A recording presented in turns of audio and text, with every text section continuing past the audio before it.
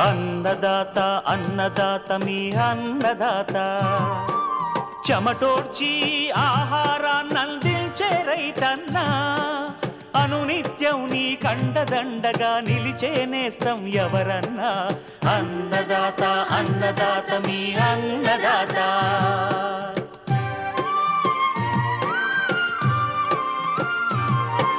నూతన రీతుల సాగుబడికి నూరింతలు పెరిగే దిగుబడికి సూచనలిచ్చే సస్య రక్షణకు పశు పోషణకి శాస్త్ర విజ్ఞానం అందించి ముందుకు నడిపే తెలుగు రైతు భారతదేశానికి మకుటం అయ్యేలా తీర్చిదిద్దే ఆశయంతో మిమ్ము మేలు కొలిపేది అన్నదాత అన్నదాత అన్నదాత మీ అన్నదాత అన్నదాత అన్నదాత మీ అన్నదాత. అన్నదాత ప్రేక్షకులకు నమస్కారం. ఈనాటి ముఖ్యాంశాలు. ఖరీఫ్ సజ్జ సాగు కనువైన రకాలు, సాగులో మెళకువలు.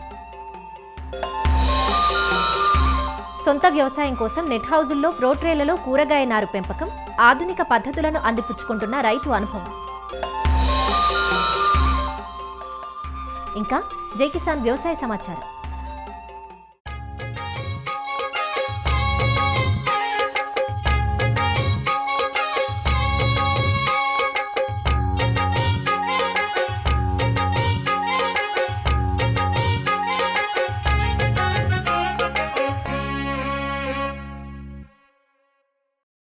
చిరుధాన్యాల సాగులో జొన్న తర్వాత సాగయ్యే పంట సజ్జ. ఉభయ తెలుగు రాష్ట్రాల్లోనూ ఈ పంట విస్తీర్ణం ఏటికేటికి పెరుగుతోంది. తక్కువ వర్షపాతం, అధిక ఉష్ణోగ్రతలు ఉన్న ప్రాంతాల్లో సైతం ఆశించిన దిగుబడులను అందిస్తుంది ఈ పంట. సజ్జను ఎక్కువగా ఆంధ్రప్రదేశ్లోని ఉమ్మడి చిత్తూరు, కర్నూలు, అనంతపురం జిల్లాల్లో, తెలంగాణలోని ఉమ్మడి మహబూబ్నగర్ జిల్లాలో సాగు చేస్తున్నారు. సజ్జను జూన్, జూలై మాసాల్లో విత్తేందుకు అనుకూలమైన సమయం. కాబట్టి సాగుకు ఉపక్రమించే రైతులు మేలైన రకాలను ఎంచుకోవడంతో పాటు సకాలంలో విత్తడం, సాగులో మెళకువలు పాటిస్తే ఎకరాకు దాదాపు 15 క్వింటాల వరకు మంచి దిగుబడులు పొందే అవకాశం ఉందంటూ ఖరీఫ్ సజ్జ సాగులో యాజమాన్యపు మెళకువలను వివరిస్తున్నారు శ్రీకాకుళం జిల్లా తోగారం వ్యవసాయ పాలిటెక్నిక్ కళాశాల ప్రిన్సిపల్ డాక్టర్ పి వెంకట్రావు. మనకి మధ్యకాలంలో ధాన్య పంటతో పాటుగా చిరుధాన్యాలు పంటలు కూడా ఎక్కువగా పండించడానికి రైతులు మొగ్గు చూపుతున్నారు. ఎందుకంటే ప్రభుత్వం మద్దతు ధర కల్పించడంతో పాటుగా ఆహారపు అలవాట్లలో కొంతవరకు అవగాహన కలిగి చిరుధాన్యాలు పండిస్తున్నారు. ముఖ్యంగా 54,000 ఎకరాల్లో ఈ సజ్జ సాగు చేస్తున్నారు. కానీ సరాసరి దిగుబడి చూస్తే 770 కేజీలు మాత్రమే ఉంది. అందువల్ల కొన్ని యాజమాన్య పద్ధతులు చేపట్టినట్టయితే కొద్ది అధిక దిగుబడి రావడానికి అవకాశం ఉంటుంది. కాబట్టి అందులో ముఖ్యంగా విత్తుకునే సమయం చూసుకుంటే జూన్ నుంచి జూలై వరకు విత్తుకోవచ్చు. అదేవిధంగా తేలిక నుండి మధ్య రకం నేలలు కూడా బాగా అనుకూలం, నీరు ఇంకే నేలలు అనుకూలం. ఇక రకాల విషయానికి వచ్చేసరికి ఏంటంటే హెచ్హెచ్బి 67 అనే రకము మన ఖరీఫ్లో బాగా అనుకూలమైన రకము. ఇది 68 నుంచి 70 రోజుల పంట కాలము, 10 నుంచి 12 క్వింటాలు దిగుబడి ఇచ్చే రకము. ఇది వెరికంకి తెగులను బాగా తట్టుకుంటుంది అనమాట. ICMH 356 అనేది హైబ్రిడ్. ఇది కూడా ఖరీఫ్కి బాగా అనుకూలం. 80 నుంచి 85 రోజుల పంట కాలము, 10 నుంచి 12 క్వింటాలు దిగుబడి ఇచ్చే సామర్థ్యం ఉన్న సంకర రకము. అదేవిధంగా గింజలు ఏంటంటే మధ్యస్థ లావుగా ఉండి బూడిద రంగులో ఉంటాయి, వెరికంకి తెగులను కూడా తట్టుకుంటుంది. అదేవిధంగా రాజ్ 171 అనే రకము. ఇది కంపోజిట్ అనమాట. ఇది కూడా 80 నుంచి 85 రోజుల పంట కాలము, 9 నుంచి 12 క్వింటాలు దిగుబడి ఇచ్చే రకం, వెరికంకి తెగులను బాగా తట్టుకునే రకం అనమాట. అలాగే మనకి ఈ మధ్యకాలంలో ధనశక్తి అనే రకం కూడా విడుదల చేయబడింది. ఇది ఖరీఫ్ బాగా అనుకూలం ఉండి 80 నుంచి 85 రోజుల పంట కాలం, 8 నుంచి 10 క్వింటాలు దిగుబడి ఇస్తుంది. అలాగే ABV 04 అంటే కంపోజిట్ రకం. ఇది కూడా ఇది ఖరీఫ్కి బాగా అనుకూలము, 85 నుంచి 90 రోజుల పంట కాలం కలిగి 10 నుంచి 12 క్వింటాలు దిగుబడి ఇచ్చే సామర్థ్యం ఉన్న రకం. కాబట్టి అగ్గి తెగుల్ని మరియు గింజ కాటుక తెగులను కూడా బాగా తట్టుకుంటుంది. కాబట్టి ఈ రకాలని ఎంచుకోవచ్చు. ఎకరానికి 1.6 కిలోలు అయితే సరిపోతుంది విత్తన మోతాదు. అయితే విత్తన శుద్ధి తప్పకుండా చేసుకోవాలి. 1 లీటర్ నీటికి 20 గ్రాములు ఉప్పు కలుపుకొని అందులో మనకి విత్తనాలను కానీ 10 నిమిషాలు నానబెట్టి ఉంచినట్టయితే ఎర్గాట్ అంటాం, ఈ గింజబూజు తెగుల్ని ఎర్గాట్ అంటారు. ఈ ఎర్గాట్ శిలీంధ్రాలు అవశేషాలు లేకుండా తేలిపోవడం జరుగుతాయి. కాబట్టి అలా చేసుకున్నట్టయితే మంచిది. అలాగే ఆరిన తర్వాత కిలో విత్తనానికి 3 గ్రాముల థైరమ్ లేదా క్యాప్టాన్ లేదా 6 గ్రాముల మెట్లాక్సిల్ అనే మందుని కలిపి కానీ విత్తన శుద్ధి చేసుకున్నట్టయితే ఈ గింజబూజు రాకుండా ఉంటుందన్నమాట. 40 సెంటీమీటర్ల వరుసకి ఉండేటట్టుగా మొక్కల మధ్య 12 నుంచి 15 సెంటీమీటర్లు ఉండేటట్టుగా గొర్రుతో విత్తుకుంటే మనకి వరుసలు నీట్గా కనిపించి అంతర్కృషి కూడా చేసుకోవడానికి అనుకూలంగా ఉంటుంది కాబట్టి ఆ విధంగా చేసుకోవచ్చు. నారు పోసి కూడా చేసుకోవచ్చు. నారు పోసుకొని చేస్తే 15 రోజుల వయసు గల నారు మొక్కల్ని మనం ఇప్పుడు చెప్పుకున్నట్టు దూరంలో కానీ నాటుకున్నట్టయితే ఎకరానికి 58,000 నుంచి 72,000 మొక్కలు అవసరం ఉంటాయి కాబట్టి మనకి సరిపోతుంది. కలుపు నివారణ విషయానికి వచ్చేసరికి ఏంటంటే విత్తిన వెంటనే మనం ఎకరానికి 600 గ్రాములు ఎట్రాజిన్ అనే మందుని 200 లీటర్లు కలుపుకొని మనం తడి నేలపైన పిచికారి చేస్తే మనకి కలుపు రాకుండా ఉంటుంది. అలాగే 25 నుంచి 30 రోజులప్పుడు అంతర్కృషిగా చేసుకోవడం మంచిది. ఇక ఎరువుల విషయానికి వచ్చేసరికి ఏంటంటే ఎకరానికి 4 టన్నుల పశువుల ఎరువు తప్పకుండా వేసుకున్న ఆఖరి దిక్కులో కలిగి ఉండాలి. ఇంకా 24 కిలోల నత్రజని, 12 కిలోల భాస్వరం, 8 కిలోల పొటాష్ ఇచ్చే ఎరువులను వేసుకోవాలి. ఇక్కడ ఏంటంటే భాస్వరం మరియు పొటాష్ ఇచ్చే ఎరువుల్ని చివరి దిక్కులో కలిగి దున్నుకోవాలి. నత్రజని ఎరువును 2 సమభాగాలుగా చేసుకొని విత్తినప్పుడు మరియు విత్తిన 30 రోజులకు ఒకసారి వేసుకున్నట్టయితే మనకి పంటకి పోషకాలు అందుబాటులోకి వచ్చి పంట పెరుగుదల మరియు దిగుబడి రావడానికి అవకాశం ఉంటుంది. ఇక్కడ నీటి యాజమాన్య విషయానికి వచ్చేసరికి ఏంటంటే అంకుర దశ మరియు పూత దశ, గింజ పాదుకునే దశలో, గింజ గట్టిపడే దశలో నీరు అందేటట్టు మనం చూసుకోవాలి. తేలికపాటి నీటి తడులు ఇచ్చుకోవాలన్నమాట. ఇక సస్యరక్షణ విషయానికి వచ్చేసరికి ఏంటంటే సజ్జలో ఈ మధ్యకాలంలో మొక్కజొన్నలు వచ్చినట్టే సజ్జలో కూడా కత్తిరి పురుగు ఆశించడం జరుగుతుంది. ఈ కత్తిరి పురుగులో ఈ లద్ది పురుగులు ఏంటంటే ఆకుల్ని, కాండాన్ని మరియు కండెలను కూడా తినేసి, అదేవిధంగా మువ్వును కూడా తినేసి దానివల్ల మొక్క పెరుగుదల ఆగిపోయి మనకి దిగుబడి తక్కువగా వస్తుందన్నమాట. దీని నివారణ కోసం ఎకరానికి 10 లింగాకర్షక బుట్టలు ఏర్పరచుకోవాలి. ఆ తర్వాత పురుగు గుడ్ల దశలు ఎక్కువగా ఉన్నప్పుడు వేపన లీటర్ నీటికి 5 మిల్లీలీటర్లు కానీ మనం పిచికారి చేసుకున్నట్టయితే ఈ గుడ్ల సముదాయం నాశనం అవుతున్నాయి. ఇంకా సివియర్గా ఉంటే ఎమామెక్టిన్ బెంజోయేట్ అనే మందు 0.4 గ్రాములు 1 లీటర్ నీటి చొప్పున కలిపి మనం పిచికారి చేసుకోవాలి. ఇంకా ఉధృతగా ఇంకా బాగా సివియర్గా ఉన్నప్పుడైతే లోరాంటాన్ ఇలిప్రోలిన్ అనేది 0.3 మిల్లీలీటర్లు 1 లీటర్ నీటి చొప్పున కలిపి మనం పిచికారి చేసుకున్నట్టయితే సమర్థవంతంగా ఈ కత్తిరి పురుగును నివారించుకోవచ్చు. విషపీర ఉపయోగించి మనం దీన్ని నివారించుకోవచ్చు. అంటే విషపీర కంటే 10 కిలోల మెత్తని తవుడు, 2 కిలోల బెల్లము, ఈ థయోడికార్బ్ అనే మందుని 100 గ్రాములని తీసుకుని వాటితో కలిపేసి ఉండలుగా తయారు చేసి ఉంచుకొని సాయంత్రం వేళల్లో పొలంలో ఎక్కడైతే ఇది ఎక్కువ మనకు సిమ్టమ్స్ అంటే లక్షణాలు కనిపిస్తున్నాయో గట్టు చుట్టూ కూడా వేసుకున్నట్టయితే ఈ విషపేరని తినటం ద్వారా ముఖ్యంగా ఈ కత్తిరి పురుగుని సమర్థవంతంగా నివారించుకోవచ్చు.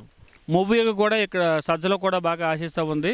మొవ్వేగ లద్ది పురుగు ఏంటంటే ఆకులు పై భాగంలో గీకి పాకడం వల్ల తర్వాత క్రమంగా మువ్వులోకి చొచ్చుకొని మువ్వుని మొత్తం తినేస్తుంది.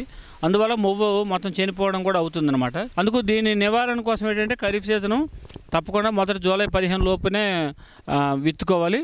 అలాగే ఈ పురుగుని నివారించడం కోసం ఏంటంటే విత్తే ముందు ఇమిడాక్లోప్రిడ్ అనే మందుతో విత్తన శుద్ధిగా చేసుకున్నట్టయితే ఈ పురుగు ఉధృతంతో నివారించుకోవచ్చు. అలాగే పురుగు ఉధృతిని బట్టి ఎక్కువగా ఉంటే ఎకరానికి కార్బోఫిరాన్ గుళికలు 4 కిలోలు విత్తేటప్పుడు సాల్లో వేసుకున్నట్లయితే ఈ మొవ్వు తులసి పురుగు రాకుండా అవకాశం ఉంటుంది. అదేవిధంగా సైహలోత్రిన్ అయితే 2 మిల్లీలీటర్లు, థయోడికార్బ్ అయితే 1 గ్రాము, నీటిలో ఏదో ఒక మందుని పిచికారి చేసుకున్నట్టయితే ముఖ్యంగా మొవ్వు తులసి ఈగ దీన్ని సమర్థవంతంగా నివారించడానికి అవకాశం ఉంటుంది. అలాగే కాండం తులసి పురుగు అనేది కూడా ఆశిస్తూ ఉంటుంది. ఇదేంటంటే విత్తిన 30 రోజుల నుంచి మొత్తం పంట కోత వరకు ఆశిస్తూ ఉంటుంది. కాబట్టి ఇది ఆశించినప్పుడు ఏమవుతుందో ముఖ్యంగా ఆకులపైన రంధ్రాలు ఏర్పడి కాండం మొవ్వు చనిపోవడం జరుగుతుంది. మొవ్వు బయటకు వచ్చేస్తే డెడ్ హార్ట్స్ అంటాం, బయటకు కూడా ఈజీగా వచ్చేస్తుంది. కాబట్టి మొదటగా అయితే వేప నూనె గుడ్ల సముదాయ దశలో వేప నూనె 1 లీటర్ నీటికి 5 మిల్లీలీటర్ల చొప్పున కలిపి పిచికారి చేసుకోవాలి. లేదు ఇంకా ఎక్కువగా ఉందనుకుంటే క్లోరాంట్రాన్ ఇలిప్రోల్ అనే మందు 0.3 మిల్లీలీటర్ 1 లీటర్ నీటి చొప్పున కలిపి మనం పిచికారి చేసుకున్నట్టయితే ఈ కాండం తులసి పురుగును సమర్థవంతంగా నివారించడానికి అవకాశం ఉంటుంది. మనకి వెరికంకి తెగులు అనేది చాలా ఇంపార్టెంట్. ఇక్కడ ఈ వెరికంకి తెగులు ఏంటంటే పూత రాకుండా దగ్గరగా పసుపు గుచ్చంలాగే ఉంటుంది. కాబట్టి అందుకే దీనికి వెరికంకు తెగులు అని అంటారు.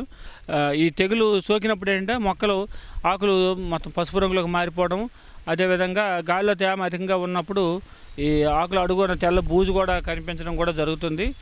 రసం పీల్చిన వల్ల మొక్కలు గిడసబారిపోయి మొక్కలు చనిపోతాయి కూడా. అందువల్ల దీని నివారణ కోసం ఏంటంటే మెట్లాక్సిల్ యాపరాన్ అనే మందుని 1 కిలో విత్తనానికి 6 గ్రాముల చొప్పున కలిపి విత్తన శుద్ధి చేసుకోవాలి. అదేవిధంగా ఈ తెగులు సోకినప్పుడు ఒక 5% కానీ మించినట్లయితే రిడోమిల్ అని యాప్రాన్ మందే 1 గ్రాము 1 లీటర్ చొప్పున కలిపి మనం పిచికారి చేసుకున్నట్టయితే వేరుకంకి తెగులు లేదా పచ్చకంకి తెగుల్ని మనం సమర్థంగా నివారించడానికి అవకాశం ఉంటుంది.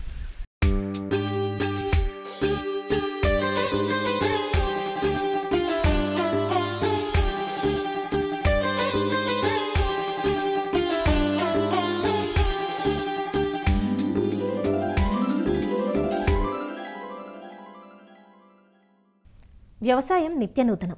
మారుతున్న పరిస్థితులకు తగ్గట్లుగా ఎప్పటికప్పుడు ఆధునిక పోకడల్ని అందిపుచ్చుకుంటున్నప్పుడే ఆ రైతు మనుగడ సాధించగలుగుతాడు. గతంలో కూరగాయల నారు పెంపకాన్ని రైతులు చదును నారుమల్లలో చేపట్టేవారు. అధిక వర్షాలకు నారంతా నారుకుళ్ళు తెగులు సోకి పాడైపోతుండడంతో 1 అడుగు ఎత్తులో నారుమల్లు తయారు చేసి పోయడం మొదలుపెట్టారు. కానీ ఈ పద్ధతికి కూడా రోజులు చెల్లాయి. ఇవాళ రేపు రైతులంతా ప్రోట్రేలలో సొంతానికి నారు పెంచుకోవడం, లేదంటే వాణిజ్య నర్సరీల నుంచి కొనుగోలు చేయడం చేస్తున్నారు. ఇప్పుడు మనం చూడబోయే రైతు ఏటా తను చేపట్టే 25 ఎకరాల కూరగాయల వ్యవసాయం కోసం 1 ఎకరంలో 2 నెట్ హౌజుల్ని ఏర్పాటు చేసుకుని సొంతంగా నారు పెంచుకుంటున్నారు.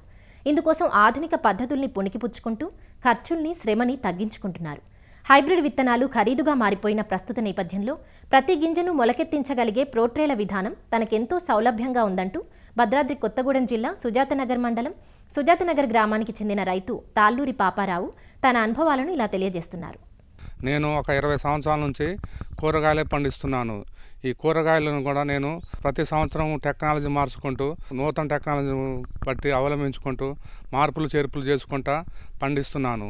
2 సంవత్సరాల క్రితం నుంచి అండి తీగ జాతి మొక్కలు ప్రోట్రేలలో పెంచి మేము ప్రధాన పొలంలో వేస్తున్నాము. ఈ ప్రోట్రేలు కూరగాయ నార్లు పెంచి 98 బొక్కలు ఉంటాయి. కానీ తీగ జాతి పెంచుకునేవి 61 బొక్క హోల్స్ ఉంటాయి. కొద్దిగా పెద్ద ట్రేలు ఉంటాయి. దీనివల్ల ఏంటంటే కోకోపిట్ కొద్దిగా ఎక్కువ పట్టిద్ది. ఈ విత్తనాలు కూడా కొద్దిగా పెద్దగా ఉంటాయి కాబట్టి దీని ఏరు వ్యవస్థ కూడా కొద్దిగా రూటు ఎక్కువ ఉంటుంది కాబట్టి కోకోపిట్ ఎక్కువ పట్టడం వల్ల మొక్క కొద్దిగా హెల్తీ పెరిగి ఏరు మంచి సొట్టేసుకొని గడ్డ బాలు బాగా వస్తుంది. మొక్క బాగా పెరగటం వల్ల మొక్క దృఢంగా వస్తుంది. రైతుకు ప్రధాన పొలంలో వేసేటప్పుడు 2 రోజుల ముందు నీళ్లు ఆపుకోవాలి. నీళ్ళు ఆపుకొని బాగా మొక్క వడబడినిచ్చి రేపు వేత్తనంగా బాగా తడుపుకొని బాగా నీళ్ళు చల్లుకొని మొక్క బీగితే దానివల్ల గడ్డ గట్టిగా వస్తుంది. చేలో వేసేటప్పుడు గడ్డ రాలకొలు ఉంటుంది. చిన్న పద్ధతులు పాటించుకుంటే చాలా ఉపయోగపడుతుంది. ఈ పద్ధతి బాగుంది కాబట్టి రైతులు ఈ గమనించి ఈ ప్రోటేలలో పెంచుకోవడం తీగ జాతి చాలా ముఖ్యము. ఈ తీగ జాతిలో మేము సొర, బీర, కాకర, ఆకాకర ప్రధాన పొలంలో వేస్తే అసలు మనం 100కి 10 గింజలు కూడా మొలవట్లేదు. ఈ పద్ధతిలో అయితే 100కి 30-40 గింజలు జర్మినేషన్ వస్తుంది. మనకి ఈ జర్మినేషన్ వస్తుంది కాబట్టి ఈ ఆకాకర ఇంకా మాకు చాలా బాగా ఈ పద్ధతి ద్వారా మాకు బాగా కలిసి వస్తుంది. విత్తనాలు రేటు వచ్చేసి అండి మనం హైబ్రిడ్ రకాలు ఇప్పుడు 50 గ్రాములు వచ్చేసి 1200, 800, 1000 రూపాయలు దాకా ఉంది కాబట్టి మనం ఎకరానికి వచ్చి 10 ప్యాకెట్లు వేస్తున్నాము. మామూలుగా వేస్తే 10 ప్యాకెట్లు వచ్చేసి 10,000 అవుతుంది. అదే ఈ ప్రోటీన్లు పెంచడం వల్ల మనకి 3 ప్యాకెట్లు సరిపోతున్నాయి. 3 ప్యాకెట్లు అంటే 3,000 అయిపోతుంది. 5-6 వేలు మనకి రైతు బాగా సేఫ్ అవుతుండు. అదిగాక పంట యూనిఫామ్ ఉంటుంది. ప్రతి మొక్క మనం బతకడానికి ఆస్కారం ఉంది. ఇది రైతుకి టైం కలిసి వస్తుంది. మనం బెడ్లు తయారు చేయడానికి, మల్సింగ్ వేయటానికి, బోధలు చేయడానికి ఏదైతే మనకి 15 రోజులు టైం పట్టిద్ది. నర్సరీలో మొక్కలు విత్తనాలు ఇచ్చుకొని పెంచుకుంటే మనం ఇవన్నీ తయారు చేసేసరికి మొక్క రెడీగా ఉంటుంది. ఈ టైం కలిసి వస్తుంది మెయిన్. ఇది కాక మనకి ప్రధాన పొలంలో డైరెక్ట్గా పెట్టుకోవటం వల్ల మొలిసేటప్పుడు పురుగులు తినటం ఒకటి సమస్య, ఒకటి నీళ్ళు అందక తడి అందక మొక్కలు మొలకపోవటం ఒకటి రెండో సమస్య. మూడోది వచ్చేసి 20 రోజులు మెయింటెనెన్స్ ఖర్చులు. మన ప్రధాన పొలంలో పెడితే మనం మూడు స్ప్రేలు చేయాల్సి వస్తుంది. చెకింగ్ పెస్టు కానీ ఫంగిసైడ్ కానీ ఈ 3 స్ప్రేలు కలిసి వస్తాయి. నర్సరీలో ఏంటంటే తక్కువ విస్తీర్ణం కాబట్టి తక్కువ మందుతో సరిపోయిద్ది. దీనివల్ల రైతు దరిదాపు ఒక 20,000 రూపాయలు ఇక్కడ 3 వీటిలో సేఫ్ అవుతున్నాడు. విత్తనాల ఖరీదులో అయితే, పెస్టిసైడ్ మందులు కొట్టడం అయితే, మొలక శాతంలో అనేది మొక్కలు కూడా ఒకేసారి పెడతాం కాబట్టి మనం యూనిఫామ్గా పెరగటం వల్ల మనం తీగలు కూడా మంచిగా ఆరోగ్యంగా వచ్చి కాపు అనుకున్న టయానికి మనకు 45 రోజులకు తీగ జాతి ఆల్రెడీ కాపుకు వస్తాయి. 20 రోజులు ఇక్కడ మెయింటెనెన్స్ ఖర్చు తగ్గుతుంది. మళ్ళీ 20 రోజులలో మనం 3 సార్లు స్ప్రే చేసరికి ఒకేసారి యూనిఫామ్ కాపు వస్తుంది. ఎకరానికి మేము 40 నుంచి 50 క్వింటాలు అధికంగా దిగుబడి ఈ పద్ధతిలో మేము పొందినాం. ఇప్పుడు ఈ మొక్కలు మా పొలంలో వేసుకోవటం కాక మేము కొద్దిగా చిన్న చిన్న రైతులు మా చుట్టుపక్కల రైతులకి వాళ్ళు విత్తనాలు తెచ్చిస్తే మేము ఒక మొక్కకు వచ్చి రూపాయి తీసుకొని పెంచి ఇస్తున్నాము. రూపాయి ఖర్చు ఎందుకంటే ఎరువు కోకోపెట్టు కొద్దిగా ఎక్కువ పట్టింది కాబట్టి ₹1 తీసుకోవాల్సి వస్తుంది. అందువల్ల రైతుకి ఒక మొక్క పెంచుడు పెద్ద సమస్య కాదు, 2000 గింజలే సరిపోతాయి. అదే మనం పొలంలో వేసుకుంటే ఆ రైతు కనీసం 5 ప్యాకెట్లు 10 ప్యాకెట్లు కూడా పడతాయి. ఈ పద్ధతి వల్ల మొక్క నలగటం కానీ ఒత్తిడి లోనవటం కానీ అన్ని సమస్యలు తట్టుకొని అధిగమించి మంచి ఆరోగ్యంగా పెరుగుతుంది. కాబట్టి రైతులు ఈ సదుపాయాన్ని మీరు సద్వినియోగం చేసుకోగలని నేను రైతులకు విజ్ఞప్తి చేస్తున్నాను. ఈ వ్యవసాయ క్షేత్రము మనం నర్సరీలో మొక్కలు తయారు చేసుకొని వేసుకోవటానికి అంతా సిద్ధంగా చేసి ఉన్న క్షేత్రము. వేసవి దుక్కులు బాగా దున్ని ఎకరానికి 10 ట్రక్కులు పశువుల ఎరువు 2 ట్రక్కులు కాలు ఎరువు కలిపి బాగా కలియ దున్ని బోదెలు వేసి బోదెల మీద డ్రిప్పు పరిచి మల్సింగ్ వేసి మొక్కలు దృఢంగా పెరగడానికి ఈ కర్ర పుల్లలు నాటామండి. ఈ కర్ర పుల్లలు వచ్చేసి జామాయిల తోట నరుకుతారు రైతులు. నరికాక చివర్లు మనం ఉత్తగా ఇరుచుకొచ్చుకోవటము. ఎకరానికి ఒక ట్రక్కుకి వచ్చేసి 10 మంది కూలీలు తీసుకుపోతే ఒక ట్రక్కు ఇరుచుకొచ్చి కూర్చుతారు. ఒక ట్రక్ వచ్చి 2 ఎకరాలకు వస్తుంది. ఎకరానికి ఒక 3000 ఖర్చు వచ్చినా కానీ చాలా ఉపయోగం ఉంది దీనివల్ల. ప్లాస్టిక్ వాళ్ళ వైరల్ ఏంటంటే అది హీటుకి తీగ అమిసిపోవటము, తీగ ఆరోగ్యంగా పెరగకపోవటం ఒకటి. ఇది మళ్ళీ కాయ బరువు ఎంత బరువు అయినా ఈ పుల్లలు ఆపుకోగలుగుతాయి. అదే వైర్లు కడితే వేలాడబడటం, కోసేటప్పుడు కూడా మంచి గట్టిగా దృఢంగా ఉండటం వల్ల మన కాయలు ఈజీగా కోసుకోవచ్చు. అందుకే ఈ పద్ధతి మేము కొద్దిగా ఎండాకాలం మేము పుల్ల సేకరించుకొని ఆ లాట్లు పెట్టుకొని అన్ని రెడీ సిద్ధం చేసుకుంటూ ఉంచుకుంటూ కూర్చుంటూ కూడా ఎకరానికి 5 మనుషులు కూర్చుతారు. ఇది పందిర్లు అయితే పైన కొస మన పుల్ల వరకు పైన కొస కట్టుకుంటే ఇక స్ట్రాంగ్ ఉంటుంది. తీగ జాతి పంటలు పండించుకునేటోళ్ళు కంపల్సరీగా ఈ పద్ధతి అవలంబిస్తే మంచి దిగుబడి రావడానికి, మంచి కాయలు ఆరోగ్యంగా రావడానికి ఆస్కారం ఉంది. మొక్క వేసే రోజు మొక్క జాగ్రత్తగా మనం మొక్క వేసుకొని అమ్మటే ఆ తీగని మనం పైన ఒక కర్ర పుల్ల కన్నా దేనికన్నా మనం కట్టుకోవాలి. కట్టుకోకపోతే ఏంటంటే పట్టా మీద పడి అది మాడిపోయే అవకాశాలు ఉన్నాయి. మెయిన్ రైతులు ముఖ్యంగా అదొకటి గమనించి పట్టా మీద పడకుండా మొక్కని ఆ పురుకోస దారంతో కట్టుకోండి. కట్టేటప్పుడు కూడా లూజుగా కట్టండి.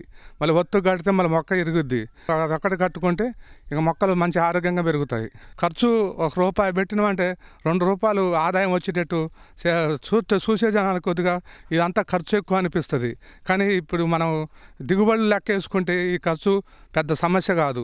మనకు ఎకరానికి వచ్చేసి 50 క్వింటాలు మేము అధికంగా దిగుబడి తీస్తాము. మేము 150 క్వింటాలు నుంచి 200 క్వింటాలు కాకర కానీ బీరకాయ కానీ తీస్తాము. చిన్న చిన్న పద్ధతులు పాటించుకుంటే రైతులు మంచి దిగుబడి సంపాదించి మంచి ఆదాయం పొందవచ్చని నేను నా అనుభవంతో చెబుతున్నాను.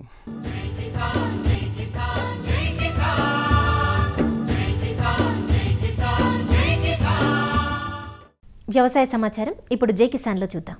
హైదరాబాద్ యూసఫ్గూడలో జాతీయ సూక్ష్మ, చిన్న, మధ్యతరహా పరిశ్రమల సంస్థ NIMSME సమావేశ మందిరంలో బయోచార్పై జాతీయ సదస్సు జరిగింది. Progressive biochar society, rainbow bamboo academy సంయుక్త ఆధ్వర్యంలో జరిగిన ఈ సదస్సు వేదికగా బయోచార్ తయారీ పరికరాలు, కర్బన ఉద్గారాలు, వాతావరణ మార్పుల నేపథ్యంలో సవాళ్లు వంటి అంశాలపై నిపుణులు, శాస్త్రవేత్తలు, కంపెనీల ప్రతినిధులు విస్తృతంగా చర్చించారు. పంట కోతల అనంతరం వచ్చే వ్యర్థాలను తగలబెట్టకుండా అత్యాధునిక పరికరాలు ఉపయోగించి బయోచార్ తయారు చేసుకుని వాడుకోవచ్చని ప్రోగ్రెసివ్ బయోచార్ సొసైటీ ప్రతినిధులు సూచించారు. ఎట్లా తయారు చేయాలనేది ఉన్నది. అంటే రైతులు వాళ్ళ లెవెల్లో ఒక గుంత కొట్టుకొని కూడా చేయొచ్చు, లేదా పొలంలో డైరెక్ట్ కూడా కాలబెడతారు. కానీ ఆ పద్ధతుల ద్వారా మనకు ఎమిషన్స్ ఎక్కువైతాయి. దానికి ఒక ట్రైనింగ్ అనేది కూడా అవసరం ఉంటుంది.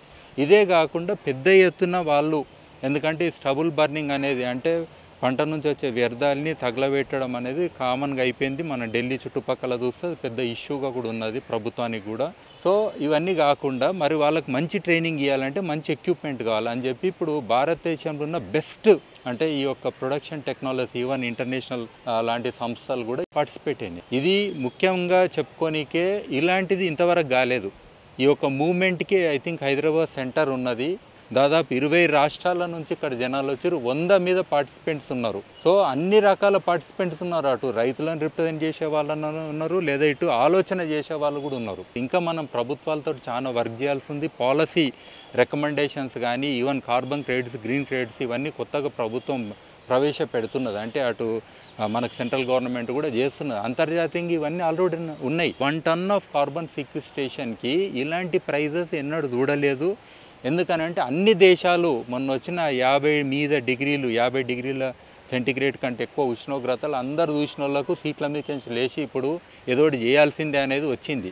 ఆ ఏసీ రూమ్లలో కూర్చునేది ఏం లేదు. ఇక ప్రపంచము అనేదానికే మొత్తం తగలబడిపోతుంది. అంటే గ్లోబల్ వార్మింగ్ అనేది ఒక పెద్ద ఇష్యూ కాబట్టి మరి ఈ యొక్క మిటిగేషన్ అంటాం, అంటే దాన్ని తగ్గించడానికి ఏం సొల్యూషన్లు అంటే ఐక్యరాజ్య సమితి కూడా ఇది one of the best solution అని అన్నది.